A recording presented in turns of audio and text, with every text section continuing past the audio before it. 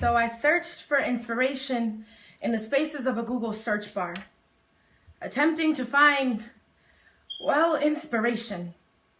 See, I was a girl who was beginning to get lost in the unknown of this world and bury my feet beneath the soils of this dirt, reminding myself that I was dust and not light. So again, I searched for inspiration in the spaces of a Google search bar, hoping to find inspiration, but inspiration was the last thing that I found.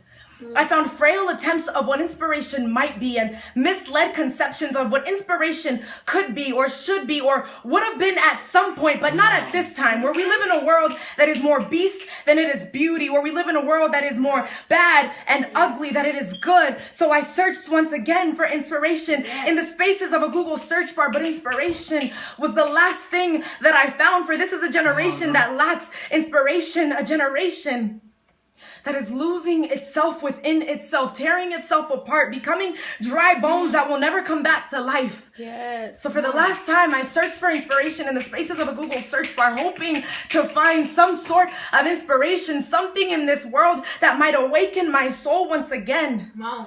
But then I remember the words of my father who said, "Call to me, and I will show you great and mighty things you do not know." And that sounded a whole lot more like inspiration to me. And so I searched for inspirations in the words of a loving God, and inspiration was the first thing that I found. I found inspiration in the way in which he made me. When the Godhead said to itself, "Let's make her in my image," I found inspiration in the way my hands reflect the work of his hands, reflect the glory that he is. I found inspiration in the way my eyes reflect the stars, not the other way around, for I am a daughter of the sun. I am light. I am everything that I was meant to be. I am not dust. I am not dirt. I am not scum of the earth, but rather I am light.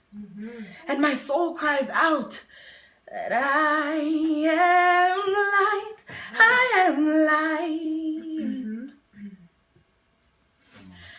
I am light. I am light.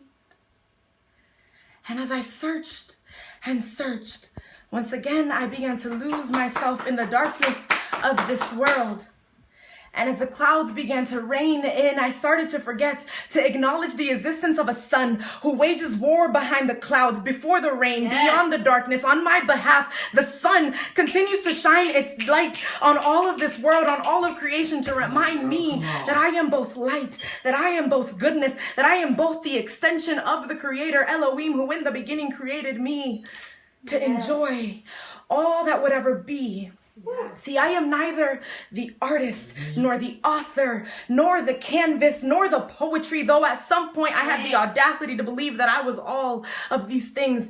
I am the pen by which the author God writes his story. I am the extension of his hand, and the ink, which is my soul, spills itself over upon this universe so that I might never lose my wonder, so that I might always stand in awe, so that everything in this world might remind me of a God whose image I am made in, so that I might always know that there is a God who lives and breathes, who reigns and who is sovereign, that there is a God who fights for me, that I might always believe in the existence of goodness, in the existence of the beauty, though sometimes all I see is beastly, that I might keep my head in the clouds for the sake of basking in the sunlight of the sun, that I might do all that I do and live in all that I live and touch souls and lives and change this world for the better.